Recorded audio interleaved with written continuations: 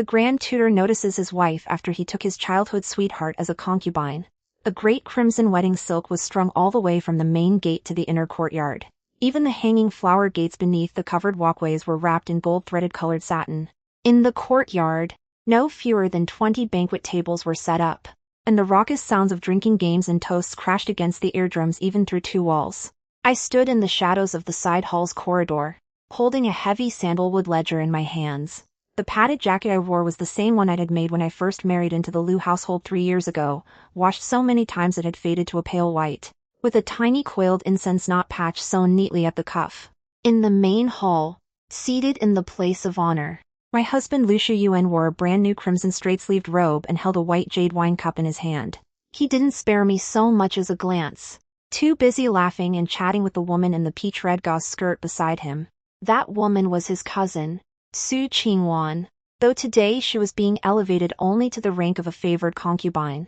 She had the audacity to wear a gold and feather phoenix hairpin in her hair, the kind of headpiece that, by rights, should only be worn by the principal wife on formal occasions. And there it was, swaying insolently at Su Qingwan's temple. Liu Shuyuan downed half a cup of warm wine, then suddenly slammed the cup down on the sandalwood table with a sharp crack. The sound cut through the noise of the drinking games, and the entire courtyard fell silent as every guest turned to stare at me. Xiaoying, what are you doing skulking in the shadows like a clay idol? Liu Shuyuan's voice hit me from 7 or 8 paces away, dripping with undisguised disgust. Today is a day of celebration in this household. As the principal wife, instead of receiving guests and pouring the welcoming wine, you stand there with a sour face spoiling the mood. Your father was nothing more than a sand-dredging laborer on the high river. He only got you this marriage by saving my grandfather's life. Do you honestly think you're some noble-born lady entitled to respect? A wave of low laughter rippled through the guests. A few of the stewards' wives, who normally fawned over the Liu family, covered their mouths and snickered openly. Su Qingwan half hid her face behind a round silk fan, her eyes glistening with feigned pity as she tugged at Liu Shuyuan's sleeve. Cousin, don't scold sister in front of so many relatives. Sister grew up in the countryside and hasn't seen much of the world. It's no surprise she doesn't understand the rules of a high-born household in the capital. But still, she's been managing household affairs for 3 years now, and I've heard the gold accounts in the treasury don't match the records. If you ask me, sister ought to hand over the management tallies and let me help share the burden. That way she can have some peace and quiet. I lifted my gaze and swept it across Su Qingwan's powder-caked face. On the table beside her sat half a plate of unfinished creamy cheese, greasy, glistening. I said nothing. I simply held the sandalwood ledger out a little further. Liu Shuyuan, seeing me remain silent for so long, assumed I was cowering as usual. He rose impatiently from his chair, strode over, and snatched the ledger from my hands. Stop playing dumb. Liu Shuyuan laughed coldly as he flipped open the first page. Take a good look. This year, the rent grain from the 2 estates outside the city is down a full 3/10 from last year. Are you going to tell me it wasn't you skimming from the stores to line your gambling addict cousin's pockets?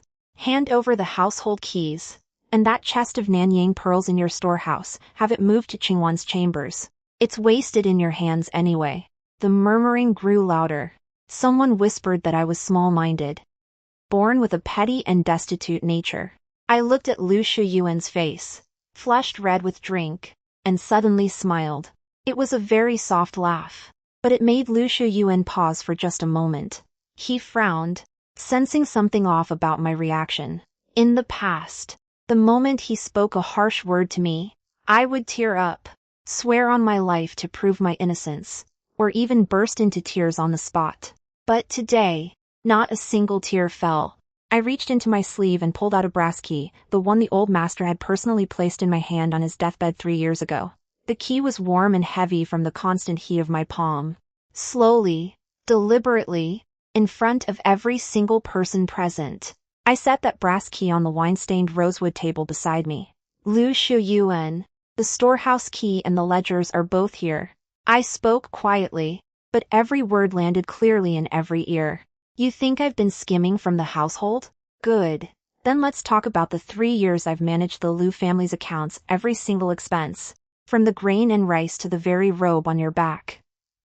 Tell me, Which of them wasn't paid for with my father's compensation silver and the proceeds from selling my family's farmland? The Liu household has been hollowed out for years. You've eaten my food, worn my clothes, and now you dare throw mud on my name? A sharp intake of breath rippled through the courtyard. Liu Shuyuan's face turned purple. He jabbed a finger at me and snarled, "You insolent shrew! How dare you spew nonsense at my wedding feast?" Su Qingwan's expression twisted too. She shrieked, "How can sister say such things? Cousin is a 7th-rank official, why would he ever need your money? You are utterly shameless." I ignored Su Qingwan's screeching. I turned around, walked straight into the middle of the courtyard, and faced the glare of the midday sun head-on. The sunlight fell on my washed-out padded jacket, illuminating every tiny stitch. I looked back at Liu Shuyuan, my eyes cold. Liu Shuyuan, my father drowned saving your grandfather. When your family came to propose marriage, you promised a proper betrothal, 1 husband, 1 wife, for life. Now that you've risen in rank and fortune, you think I'm beneath you. You take concubines as you please and trample me underfoot at your whim. You think this position of principal wife is something precious? To me, it's nothing but a mud pit. I paused, then reached into my bosom and pulled out a divorce deed I'd written long ago. I unfurled it before the eyes of every guest. 3 years. I have endured enough. From this day forward, Xiaoying has nothing to do with the Liu family. I want not a single brick or tile from this estate. But what your family owes me, I will settle it, piece by piece, in time. With that, I slapped the deed onto the rosewood table, turned, and strode toward the main gate. Behind me, Liu Shuyuan's enraged roar echoed. "Xiaoying, if you walk out that gate today, you will never set foot in the Liu household again. Men, throw all her things into the street." I didn't look back. I only walked faster. My boots struck the bluestone pavement with a dull, steady rhythm. The autumn wind swept through the streets, cutting against my face like a blade. I knew that from the moment I stepped past that vermilion gate, the gossip of the capital would drown me. But I also knew that if I stayed in that gilded cage, I wouldn't even have bones left. I needed to find a place and rebuild myself from nothing. At the mouth of the alley, I ran into an old doctor carrying a medicine chest. He glanced at me, then at my threadbare jacket, shook his head, and let out a low sigh. I straightened my spine and walked south through the cold wind. In a forgotten, abandoned courtyard, hidden in a corner of the city, lay several crates of old books I'd bought with my last bits of silver. Those books were the only real leverage I had to stand firm in the city. The pawnshop counter stood over half a man's height, its black lacquered wood polished to a gleam by generations of hands. I slapped the heavy sandalwood box onto the counter with a dull thud. Behind the counter, a pair of triangular eyes peered at me over brass-rimmed spectacles, slowly and deliberately sizing up my faded jacket. Well, if it isn't the first lady of the Liu household. What brings you here on such a happy day? Shouldn't you be at home drinking wedding wine? And yet here you are, at my humble yeoman pawnshop, pawning your possessions? The shopkeeper's smile was thin and insincere as he reached for a bone abacus and rattled it noisily. I ignored his mockery and pushed open the lid of the box. Inside lay 2 deeds to farmland outside the city, along with a few plain but excellent quality white jade hairpins. These were all part of my dowry from my maiden family, my emergency fund, my life raft. And now they would become my lifeline. The shopkeeper picked up the deeds and squinted at them for a long moment. The mockery faded from his face, replaced by the crafty gleam of a man who could smell desperation. "Lady Xia, these land deeds are fine. But times are uncertain, grain prices change by the day. And you're coming from the Liu mansion. If you're pawning goods now, it can't be that you've quarreled with Master Liu, can it? This shop is small, we don't want to get tangled in lawsuits." He pushed the deeds back toward me, his tone dripping with calculation.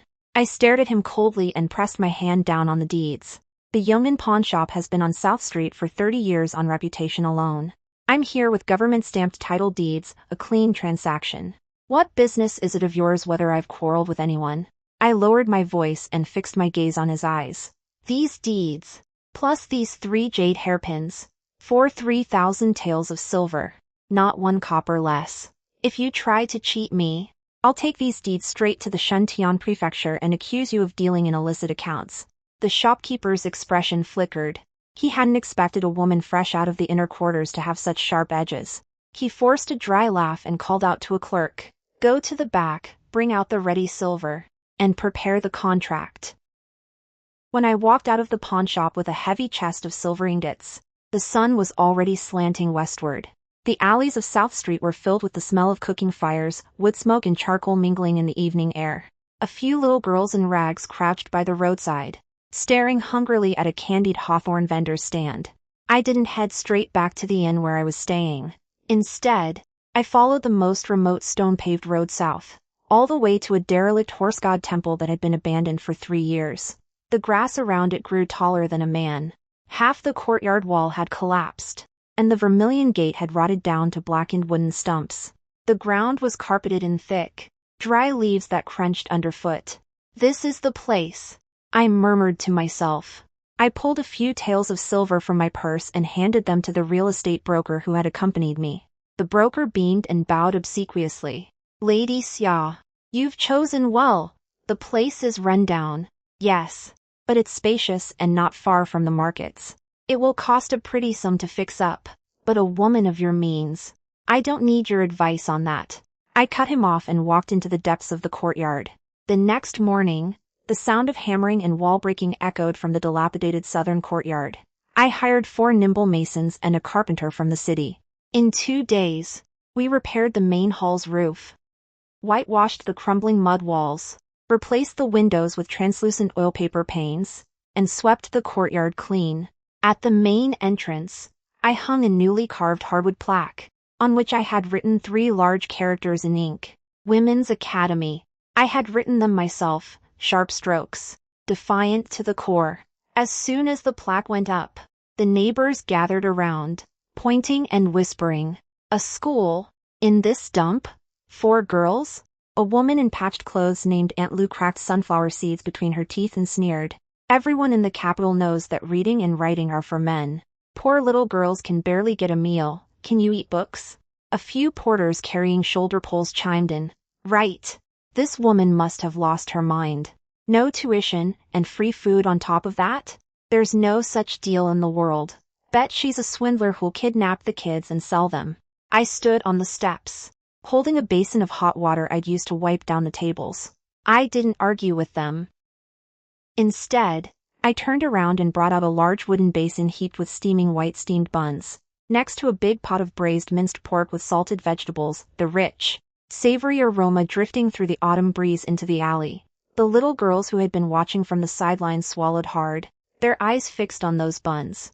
I placed the basin on the table in front of the academy and swept my gaze across the crowd. My voice rang clear and sharp. "Good neighbors, my name is Xiaoying. This women's academy opens its doors today. There will be no tuition, not a single copper. Any family that can't afford to send their daughters to private school may bring them here. Every day at noon, they will receive a hot meal." The crowd fell silent for a moment, then erupted in even louder skepticism. "No money? Free food? What's your angle?"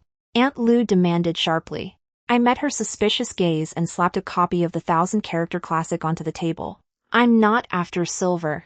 What I want is for these girls never to have to live at anyone else's mercy again. In my academy, not only will they get lunch, they'll learn to read, to count, to keep accounts, and to embroider. Once they've learned a trade, they can earn their own keep and never kneel to beg a man for food."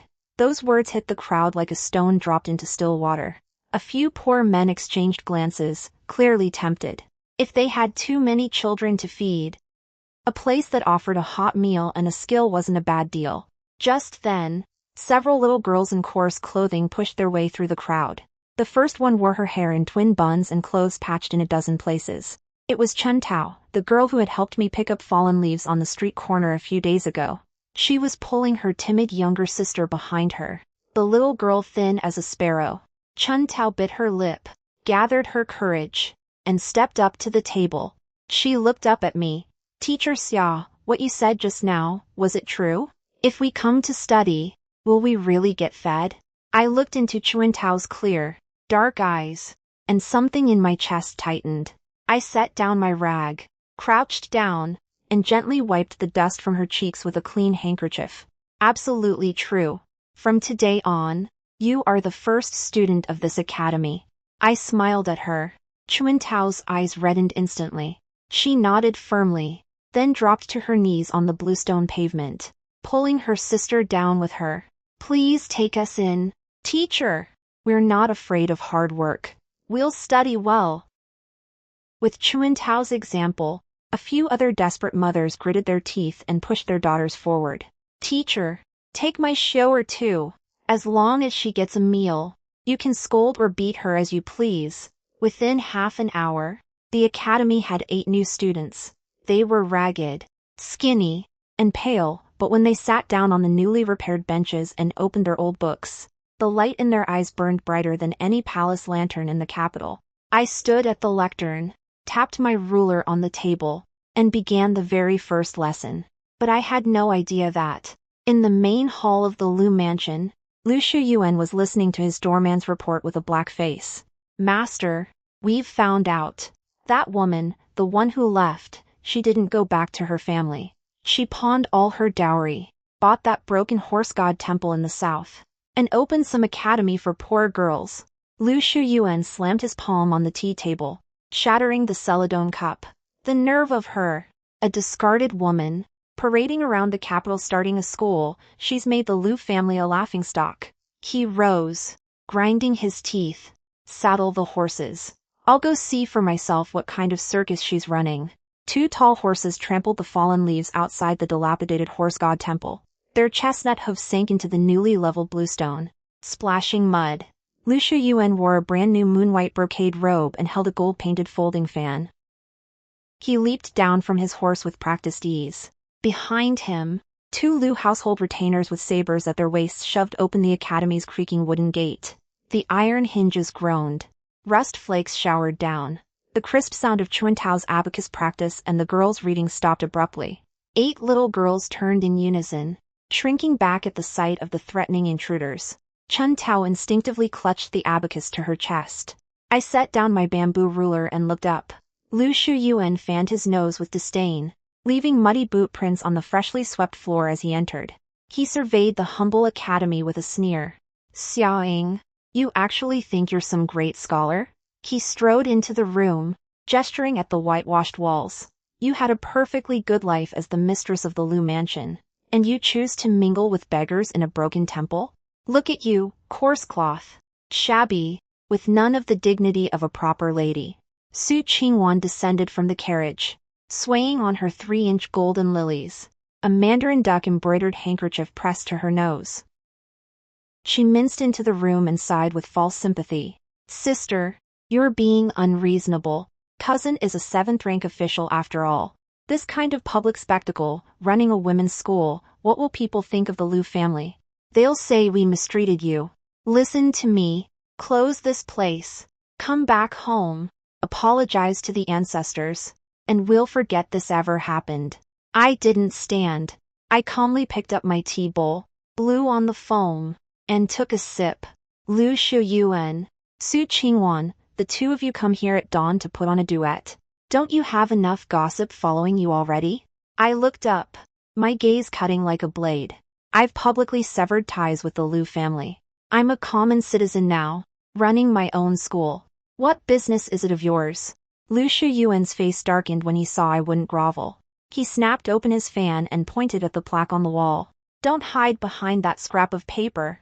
As long as you haven't taken an official divorce, you are of the Lu family, in life and in death. Running this immoral school tarnishes our name. Men, smash that plaque. Drive these brats out. The 2 retainers rolled up their sleeves and lunged for the wall. Chuantao screamed and threw herself in front of the table. Don't you dare smash Teacher's Academy. Another little girl burst into tears. My eyes went cold. I slammed my tea bowl onto the table. The sharp crack of breaking porcelain and splashing hot water made the retainers freeze in their tracks. I rose from my chair. Though I was half a head shorter than Lu Shuyuan, the sheer cold fury in my presence forced him back half a step. Lu Shuyuan, touch that plaque, and you'll regret it. My voice was icy. This yard is mine, bought with my own silver, registered in my name. If you damage it, it's breaking and entering, assault, and destruction of property. I have pawn receipts and neighbors as witnesses. You, a petty official who rose on his wife's dowry, do you want me to go to the Shuntian prefecture and beat the grievance drum? Show the whole court how you seize property, discard your wife, and take a concubine? Lu Shuyuan's face went from red to white. His finger trembled as he pointed at me. You shrew! This is mutiny! He'd come with armed men, expecting me to cower and beg. But not only did I refuse to back down, I struck straight at his weakest point. He'd only just gained a foothold in officialdom. The last thing he needed was scandal reaching his superiors. Su Qingwan, seeing him falter, bit her lip and hissed, "Cousin, don't listen to her nonsense. She's a discarded woman, she's bluffing." Magistrate Zhang of the Shuntian prefecture is an old friend of the family.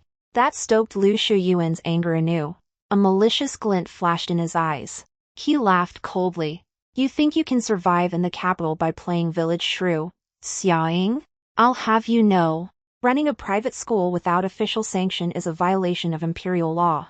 Just you wait, you'll get what's coming. He stormed out with Su Qingwan. Within the hour, heavy boots marched outside. Captain Lu of the Shuntian Prefecture Constabulary, a notoriously slippery character, arrived with 6 fierce-looking bailiffs and surrounded the temple. He swaggered in, not even deigning to look at me, and drawled with mock courtesy. Well, Lady Xia, or should I say, Manager Xia now? We've received a report that this temple is harboring seditious gatherings in violation of the late emperor's ancestral rights. Men, seal this illegal school. Seize all contraband books. The bailiffs surged forward, reaching for the books on the walls. Chun Tao wept in desperation, clinging to a bailiff's arm, but I was not flustered. Calmly, I pulled a worn copy of the Great Liang Legal Compendium from my sleeve and flipped to a certain page. I fixed Captain Lu with a cold stare. Captain Lu, open your eyes and read this clearly. Article 3 of the Edict on Education issued by the founding emperor himself states, any woman in the capital who voluntarily funds a charitable academy to teach orphan and destitute children literacy and virtue shall be permitted to register with the authorities and treated as a government-subsidized charitable institution. Local officials shall not obstruct it without cause. We filed our registration with the Shuntian Prefecture's Revenue Bureau before opening. If you dare to seal my academy, you are violating imperial law. Captain Lu's smug grin froze solid. He'd never expected a woman to know the law, much less to have all the paperwork in order. He wiped a cold sweat from his forehead and laughed nervously. This must be a misunderstanding. My men were merely following orders. Whose orders? Lu Shuyuan's bribe? Or Su Qingwan's pillow talk? I stepped closer, eyes blazing. If you paste that seal today, I will take these children straight to the censorate's grievance drum tomorrow and accuse the Shuntian prefecture of colluding with criminals to oppress the innocent. Captain Lu looked at my fierce resolve and quailed. This was a job he'd taken for a quick payoff, not something worth losing his position over. He laughed awkwardly, waved to his men. A misunderstanding. Entirely a misunderstanding. Withdraw. The bailiffs slunk away, vanishing as fast as they'd come. Inside, the girls burst into cheers of relief. Chun Tao looked at me with shining, adoring eyes. I stared at the empty doorway. I'd held off Lu Shuyuan for now, but the capital's elite families wouldn't give up so easily. The real battle was yet to come. 3 days later, a gilded invitation bearing the highest official seal of the capital was delivered to the academy's threshold by a fast horse. The invitation gave off a faint scent of agarwood. Its cover was embossed with peony patterns traced in gold powder. I slapped it down on my desk. Under the dim lamplight, the words were starkly clear. It was an invitation to the capital's annual autumn poetry gathering, hosted jointly by several renowned Confucian scholars and the household of the Grand Princess. In previous years, such invitations went only to the legitimate daughters of noble families. But this year, to my surprise, it had been sent to me, in my ramshackle Southern Academy. At the bottom, in tiny fine script, a line had been added. The academy was invited to bring its students along and enjoy the autumn scenery together. From outside came the clear sound of reading, Chun Tao drilling the other girls in abacus rhymes. The cold autumn night wind seeped through the gaps in the window, setting the lamp flame dancing wildly. I knew this was no stroke of good fortune. Sure enough, the next morning, the capital was abuzz. The noble ladies who envied my success gathered in tea houses, spreading the most venomous gossip. They said the discarded woman of the Liu family planned to bring a pack of beggar girls to the high society poetry gathering, a toad trying to swallow the swan. Liu Shuyuan sent a servant to drop a sneering message at my doorstep. My master says, the servant announced with his chin in the air, if Lady Xia has any self-respect, she'll stay in her broken temple and stick to embroidery.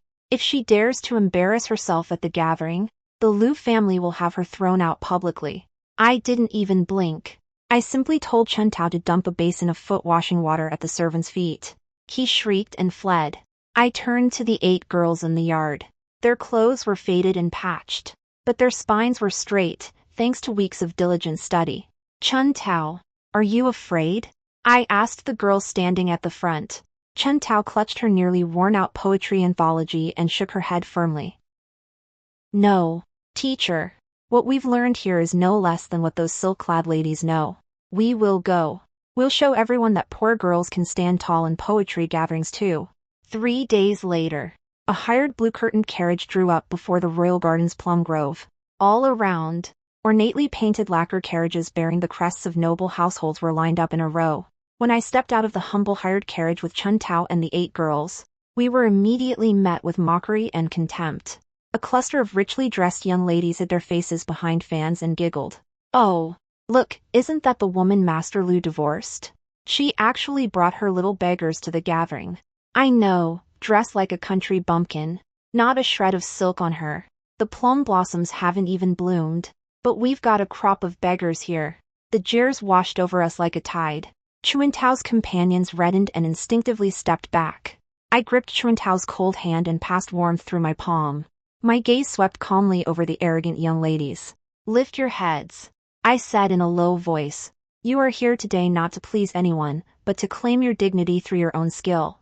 Anyone who lowers their head is no longer my student. The 8 girls bit their lips and straightened their shoulders. Stubborn and defiant.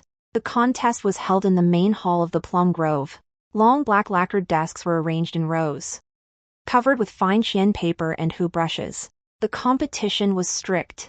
Preliminary round, semi-finals, and final judgment by the examiners. All women, regardless of background, could compete on poetic merit. Liu Shuyuan and Su Qingwan sat in the guest seats of honor. Su Qingwan was dazzling in a violet smoke gauze dress, a golden phoenix hairpin in her hair, leaning coquettishly against Liu Shuyuan. Liu Shuyuan saw me enter with the 8 girls and curled his lip in disgust. He lifted his teacup and waited for the spectacle of my humiliation. The first round began. The theme was Ode to Autumn. The noble ladies dipped their brushes and wrote furiously. The hall filled with the rustle of brushes on paper. Their verses spoke of crimson maple leaves and lonely autumn boudoirs, ornate, but hollow. Chen Tao stood at her desk, her fingers white around the brush. She didn't write immediately. She closed her eyes and recalled the winters she'd spent chopping wood by the frozen river, shivering in broken temples, and the months of relentless study since coming to the academy. Then she opened her eyes, turned her wrist, and a line of bold, powerful small kaishu script appeared on the paper. When the hour was up, the examining Hanlon scholars began reviewing each entry. One elderly, white-bearded scholar stopped at Chuantao's desk. His casual glance froze. His hands trembled as he lifted the paper. The murmur in the hall died down as people noticed his reaction. He drew a deep breath and read aloud, his voice quavering with emotion. Winter branch say not that withered branches lack proud bone, in snow and frost they face the vaulted sky. Though lone roots feel the wind's keen, cutting knife, they need no spring breeze to perfume their own. The hall fell utterly silent. The faces of the noble ladies who had come to mock us froze. This poem had none of the cloying femininity of boudoir verse, it radiated unyielding defiance and fortitude, the soul of someone who had suffered and refused to break. Liu Shuyuan shot to his feet, his face ashen. The elderly Hanlon scholar was nearly trembling with excitement. Truly excellent. They need no spring breeze to perfume their own. I dare say this surpasses the poetry of many court officials. Who wrote this? Chen Tao stepped forward from behind her desk. Composed, and made a deep bow. Your Excellency, this humble woman is Chun Tao, a student of the Southern Women's Academy. The hall erupted in uproar. No one had expected a girl who was begging on the streets just months ago to produce the poem of the day. Then, from outside, a eunuch's shrill cry rang out. An imperial decree from the Dowager Empress. The entire assembly scrambled to their knees. A eunuch in red palace robes, flanked by armed guards, hurried in carrying a golden brocade box. He scanned the room and walked straight to Chun Tao, announcing in a loud voice, "Her Majesty the Dowager Empress, feeling slightly unwell, heard of today's contest from the palace and sent me to request the poem Winter Branch. Her Majesty declares it possesses great fortitude. She awards 100 taels of gold and bestows upon the Southern Women's Academy the imperial plaque bearing the words, 'The finest academy for women in the land.'" A roar of shock swept through the hall. Lu Shuyuan slumped into his chair, pale as death. The teacup slipped from his hand and shattered on the floor. I stood in the shadow of the hall, watching the noble ladies kowtow, and a faint, cold smile crept across my lips. The golden-laid imperial plaque, carried by 2 palace guards, was suspended above the main gate of the Southern Women's Academy. The finest academy for women in the land, 6 gilt characters blazed in the autumn sunlight. A crowd of onlookers gathered outside, and the servants of noble households jostled to deliver gifts and invitations. The once abandoned horse god temple was now bustling with so much traffic that one could scarcely squeeze through.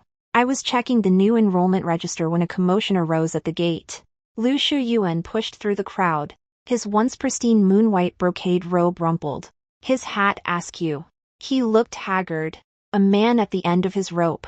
Behind him, 2 trembling Lu household maids carried a green curtain sedan chair.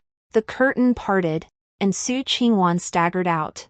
She wore plain white, her hair hastily pinned, her face bare of makeup, pale and tear-streaked.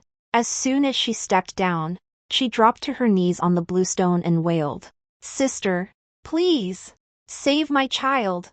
I know I wronged you, but the baby is innocent.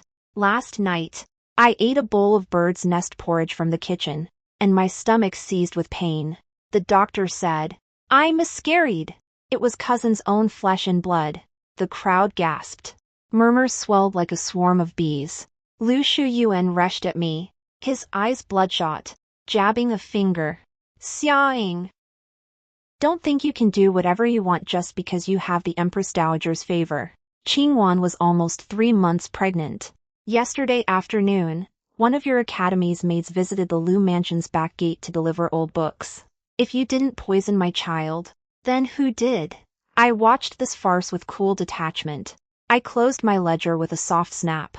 I didn't move, not even an eyelid flicker. I simply looked at Su Qingwan, who knelt before me. "Su Qingwan, you're quite the actress. Using your own unborn child as a weapon to frame me, that's a special kind of ruthlessness." My voice was calm and carried clearly to every ear. "You claim I sent poison. Where's your proof? A few tears won't convict me." Su Qingwan sobbed and clutched Lu Shuyuan's robe. "Cousin, do you hear? She won't confess. Only that maid was near the kitchen yesterday. Who else could have touched my food? Our child is dead."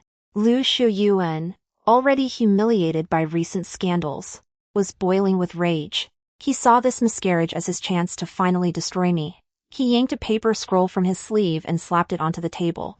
"Xiaoying, stop denying it. This is your divorce writ. You are a jealous poisoner who murdered my heir and ruined my family's name. You are no fit wife. From this day forth, you are cast out. Leave the capital." The crowd went silent, holding its breath. In our world, a woman divorced by her husband was shunned for life. Lu Shuyuan expected me to weep, to beg, to grovel at his feet. But I laughed. A clear, crisp, joyful laugh. I rose slowly from my seat and looked down at his livid face. I didn't glance at his divorce writ. Instead, I took a small sandalwood box from my sleeve and opened it, revealing a silk-wrapped document bearing the seal of the Shuntian Prefecture and the private seals of the clan elders. "Lu Shuyuan, you think you're the only one who can write a divorce paper?" I said coldly, spreading the document flat on the table. "Open your eyes and look at what this is." He looked down. His face went white as paper. He stumbled back 2 steps. It was a legally binding annulment deed, countersigned by officials and witnesses, not just a divorce, but a decree of mutual severance based on proven mistreatment. Every detail of how his family had squandered my inheritance was listed, and it had been finalized before he even came to my academy to make a scene. When did you? His voice cracked. The day I walked out of your house, I said, stepping toward him. Lu Shuyuan, you think I couldn't survive without you? Your concubines. Your threats, they were nothing but jokes to me. You only wanted to salvage your pride by humiliating me. I snatched up his divorce writ, tore it into shreds, and scattered them to the wind. I don't want this worthless paper. And as for Su Qingwan's miscarriage, if you're so sure I poisoned her, go ahead and report it to the prefecture. Let them investigate. Then we'll all see if she drank the abortifacient herself to frame me. Su Qingwan's face lost every trace of color at the word abortifacient. She shrieked. You lie.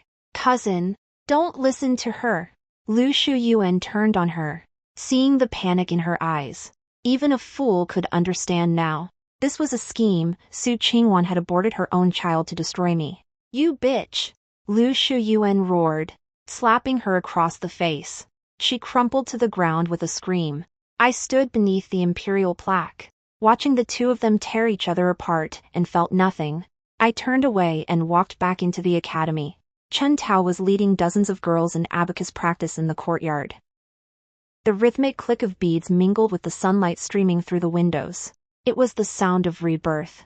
Autumn sunlight slanted through the windows of the spacious academy hall, filling the air with the faint scent of ink. Brand new sandalwood desks stood in neat rows.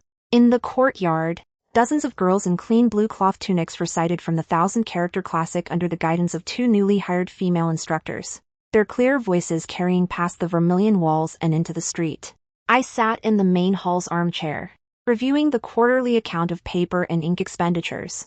Since the Empress Dowager's plaque had been installed, the academy had transformed. Daughters of minor officials and impoverished gentry families now clamored to enroll. Teacher Xia, there's someone at the gate, Chen Tao said, placing a plate of fresh autumn pears on my desk, a slight frown on her face. From the Liu household. I looked up and closed the ledger. I knew exactly who it was. Half a month earlier, Lu Shuyuan's scandal had exploded. He had been demoted 2 ranks for mismanaging his household and moral turpitude. Su Qingwan had been cast out as a fallen woman. The Liu mansion was in ruins. I set down my brush and rose slowly. Let him in. It's time to end this for good. The academy gate creaked open. Lu Shuyuan stood on the threshold, a ghost of his former self. His robe was wrinkled and mud-spattered. His hat askew, strands of hair falling across his gaunt face. He had wasted away, hollow-eyed, every trace of his former arrogance gone. He saw me standing in the sunlight, wearing simple but fine-quality moon-white silk, my poise serene and unshakable, a world away from the cowering wife of 3 years ago. His lips parted. Tears welled up in his eyes. He stumbled forward, reaching for my sleeve, but stopped short at the coldness in my gaze. Xiaoying, Yang, he croaked, his voice raw with desperation. I was blind. I let that viper Su Qingwan twist my mind. Please, for the sake of the old days, come back to the Liu mansion. I'll make you the proper wife again. Everything will be as you wish. Several students who were sweeping the yard stopped and moved protectively closer to me. I looked down at the broken man kneeling on the bluestone. I felt no anger, no satisfaction, only a dead, flat calm. Lu Shuyuan, do you hear how ridiculous you sound? When you humiliated me in front of all your guests, when you stripped me of my authority, when you schemed to throw me out with a divorce, where was your sentiment then? His face was ashen. He crawled forward half a step. I was wrong. Truly wrong. Everyone in the capital is laughing at me. I can't go on. Yang, you used to be kind. Help me, if you take me back. The emperor, for the dowager's sake, might show mercy. I laughed coldly. Even at the end, he only wanted to use my name and the dowager's favor to save himself. He had never truly regretted harming others, only regretted losing the benefit he could squeeze from me. Lu Shuyuan, don't waste your breath. I pulled a worn, creased document from my sleeve and opened it before him. See this? It's the record of my father saving your grandfather, the last thread of debt between us. From the moment you step out of this gate today, that debt is paid. I tore the paper in two and dropped it into the wastebasket. Leave now, I said, turning my back on him. This is a women's academy. There's no room here for a scheming, fallen official. If you come back to harass me, I'll have the Shuntian Prefecture bailiffs beat you out. Lu Shuyuan stared blankly at my back. Only then did he finally understand. The woman who used to wait for him at night. No matter how coldly he treated her, that woman was dead. The woman before him was someone he could never reach, never control again. He stumbled to his feet and slunk out of the gate like a ghost. The autumn wind swept fallen leaves across the threshold. Chen Tao came up beside me and handed me a cup of warm tea. Teacher, you let him off too easily. I took the cup and sipped, looking through the open gate at the wide sky beyond the street. Leaving him to live with what he's done, I said, is the worst punishment of all. I set the cup down and turned to the girls in the courtyard, heads bent over their books, their futures no longer tied to anyone else's will. The sun flooded the academy. A new lesson was about to begin. I picked up my ruler and tapped it lightly on the lectern. The clear sound reached every girl's ears. Turn to page 3. Today, we learn how to write your own account with your own hands. The story is now complete. Thank you for listening. Please subscribe and support me.